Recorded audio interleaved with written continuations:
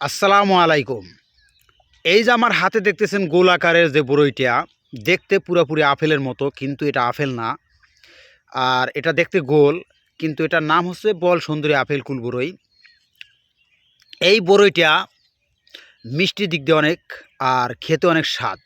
ভিতরে কোনো গলা আটকা আটকা ভাব হয় না, কষকষ ভাব হয় না। এই বরইটা যখন পাকে তখন খুব সুন্দর একটা কালার হয়ে যায়। আর এই বরইটার সাইজটা বড় হয়, আর এই বরইগুলো দেখতেও সুন্দর হয় আর অনেক মিষ্টি। এই বরইগুলো বর্তমানে হাট বাজারে অনেক চাহিদা।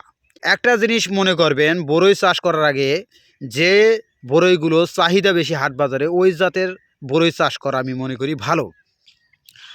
দেখা যায় টাকায় জিততে যাইয়া আপনি খারাপ জাত দেখে বরই গাছ লাগাইলেন, ওই জাত দিয়ে কিন্তু আপনি সফলতা হতে পারবেন না।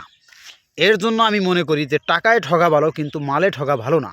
যে মালটা আপনি কিনবেন টাকা দিয়া, ওই মালটা যদি আপনি জিততে না পারেন, তাহলে কিন্তু আপনার ওই বাগানটাই বিফলে যাবে, স্বপ্নের বাগানগুলো।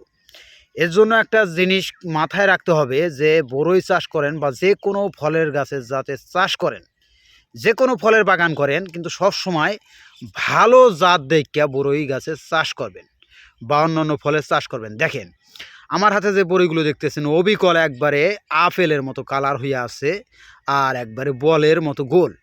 এটার নাম হচ্ছে বল সুন্দরী আপেল কুল বরই। এখন বরইয়ের ভিতরের অংশগুলো আমি দেখাবো যে এটা কীরকম গোছ আর কীরকম আঠি।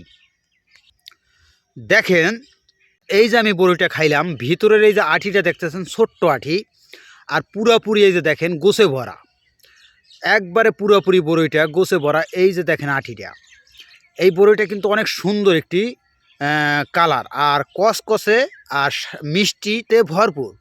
কসকসে আর মিষ্টিতে ভরপুর। যারা এই জাতের বরই চাষ করতে চান, তারা আমাদের কাছ থেকে চারা নিতে পারেন। আমরা আলহামদুলিল্লাহ আপনাদের যে কোনো ঠিকানায় চারা পৌঁছাই দিতে পারবো। তাই একটা জিনিস মনে করবেন, যে কোনো জাত আগে জাত নিয়ন্ত্রণ করতে হবে, তারপরে চাষ করতে হবে। ভালো জাত দেখে যদি বরই চাষ না করতে পারেন, তাহলে কিন্তু আপনি জীবনও লাভবান হতে পারবেন না। তাই আমাদের কাছ থেকে বল সুন্দরী আপেল কুল বরই গাছের চারা নিতে পারবেন, টক মিষ্টি বরই গাছের চারা নিতে পারবেন, এরপরে ভারত সুন্দরী বরই গাছের চারা নিতে পারবেন, কাশ্মীরি আপেল কুল বরই গাছের চারা নিতে পারবেন। এছাড়া যদি অন্য কোনো জাতের বরই গাছের চারা নিতে চান, এটা আমরা সংগ্রহ করে দিতে পারবো।